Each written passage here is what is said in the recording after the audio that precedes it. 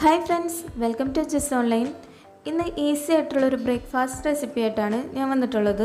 അപ്പോൾ വീഡിയോയിലേക്ക് പോകുന്നതിന് മുന്നേ എൻ്റെ ചാനൽ ഇതുവരെയും സബ്സ്ക്രൈബ് ചെയ്യാതെ വീഡിയോ കാണുന്നവരുണ്ടെങ്കിൽ വേഗം തന്നെ ഒന്ന് സബ്സ്ക്രൈബ് ചെയ്ത് സപ്പോർട്ട് ചെയ്യണേ. അപ്പോൾ നമുക്ക് വീഡിയോയിലേക്ക് പോകാം. ഇതിനായിട്ട് നമുക്ക് ഒരു പാനിലേക്ക് കുറച്ച് ഓയിൽ ഒഴിച്ച് കൊടുക്കാം.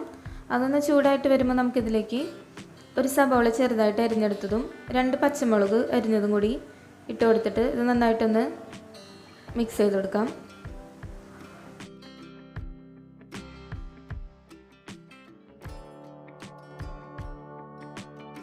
ഇത് ചെറുതായി ഒന്ന് വഴണ്ടി വരുമ്പോൾ നമുക്കിതിലേക്ക് ഒരു ക്യാരറ്റ് ഇതുപോലെ ചെറുതായിട്ട് അരിഞ്ഞെടുത്തതും കൂടി ഇട്ട് കൊടുക്കാം. ഇതിലേക്ക് ഒരു ചെറിയ തക്കാളി അരിഞ്ഞതും കൂടി ചേർത്തിട്ട് നന്നായിട്ടൊന്ന് വഴറ്റിയെടുക്കാം.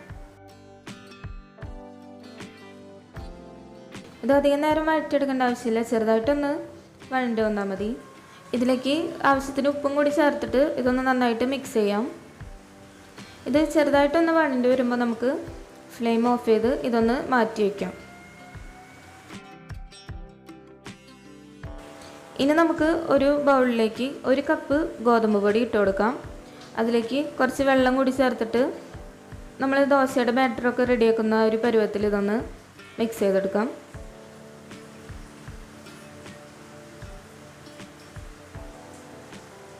ഇനി ഇതിലേക്ക് കുറച്ച് ഉപ്പും കൂടി ചേർത്ത് കൊടുക്കാം. നന്നായിട്ടൊന്ന് മിക്സ് ചെയ്തെടുക്കാം.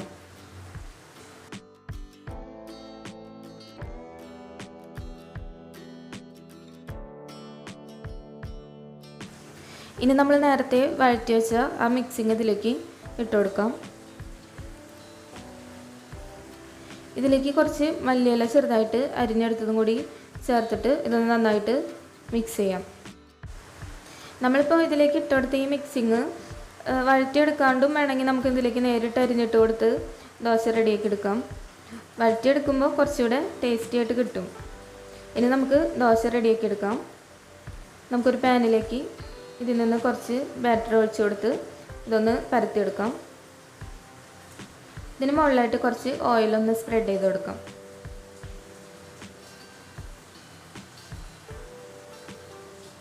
ഒരു ഭാഗം ഒന്ന് വെന്ത് വരുമ്പോൾ നമുക്കിതൊന്ന് മറിച്ചിട്ട് കൊടുത്ത് 2 ഭാഗവും വേവിച്ചെടുക്കാം.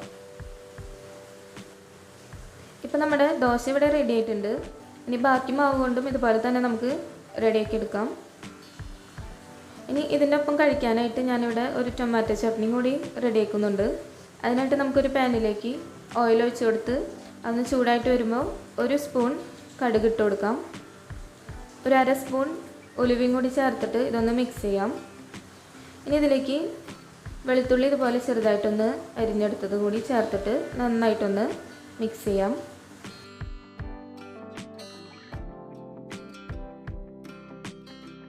ഇതിലേക്ക് ഒരു 1/4 സ്പൂൺ മഞ്ഞൾപ്പൊടിയും 1/2 സ്പൂൺ മുളക് പൊടിയും കൂടി ചേർത്തിട്ട് ഇതൊന്ന് നന്നായിട്ട് മിക്സ് ചെയ്തെടുക്കാം.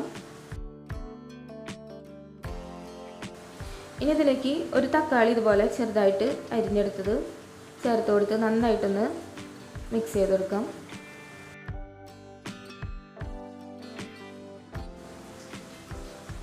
ഇതിലേക്ക് ആവശ്യത്തിന് ഉപ്പും കൂടി ചേർത്തിട്ട് ഇതൊന്ന് മിക്സ് ചെയ്തെടുക്കാം.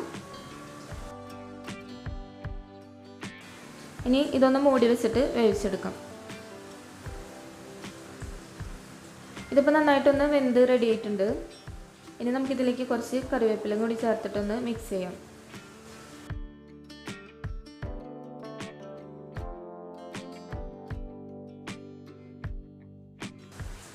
ഇനി ഞാനിതിലേക്ക് ഒരു 1/4 സ്പൂൺ കായപ്പൊടിയും കൂടി ചേർത്ത് കൊടുക്കുന്നുണ്ട്. ഇതും കൂടി ചേർത്തത് നല്ല ടേസ്റ്റാണ് ഇത് കഴിക്കാനായിട്ട്. ചേർത്തിട്ട് നന്നായിട്ടൊന്ന് മിക്സ് ചെയ്തെടുക്കാം. ഇപ്പം നമ്മുടെ ടൊമാറ്റോ ചട്നി ഇവിടെ റെഡി ആയിട്ടുണ്ട്. ഇത് നമുക്ക് ദോശയുടെ കൂടെ മാത്രമല്ല ചോറിൻ്റെ ഒപ്പം ഒക്കെ കഴിക്കാനായിട്ട് നല്ല ടേസ്റ്റി ആയിട്ടുള്ളൊരു ചട്നിയാണ്. അപ്പോൾ ഇന്നത്തെ റെസിപ്പി നിങ്ങളെല്ലാവരും ഒന്ന് ട്രൈ ചെയ്ത് നോക്കുക. നമുക്ക് വളരെ എളുപ്പത്തിൽ തന്നെ ഉണ്ടാക്കിയെടുക്കാൻ പറ്റുന്നൊരു ദോശയാണിത്. ഇത് ചട്നി ഒന്നും കൂടാതെ തന്നെ നമുക്ക് വെറുതെ കഴിക്കാനും നല്ല ടേസ്റ്റാണ്. അപ്പോൾ എല്ലാവരും ഒന്ന് ട്രൈ ചെയ്ത് നോക്കിയിട്ട് ഫീഡ്ബാക്ക് അറിയിക്കാനായിട്ട് മറക്കരുത്. അടുത്ത നല്ലൊരു വീഡിയോയുമായിട്ട് നമുക്ക് വീണ്ടും കാണാം.